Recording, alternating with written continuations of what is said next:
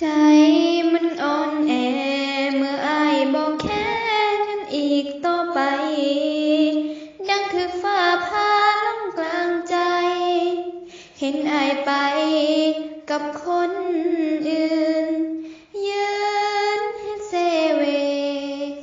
ปาดคอคือกล้าเฮ็ด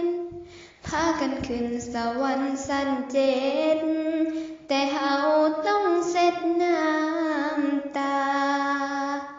สาธุแม่ให้เลิกกันแน่แม่ให้เขาตัวแน่แม่ให้เขาบ่จริงใจแน่แม่สาธุแม่ให้เขาทิ่มแน่แม่อย่าได้พอฮักแท้ให้เจ็บคือเฮาแน่แม่สาธุศาสตร์ใดก็อย่าให้พอลาบแล้วเนาะกับคนหลายใจความฮักแท้ที่เฮาให้ไปซ้ำเอาไฟทิ้งลงน้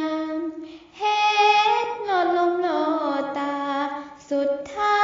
ยก็ป่วยกายวันปากหม้อล่อเป็นทางผ่านเอาก่อนทานบ่เฮ็ดหัวใจวันปากหม้อล่อเป็นทางผ่านดำคือทางแท้น้อ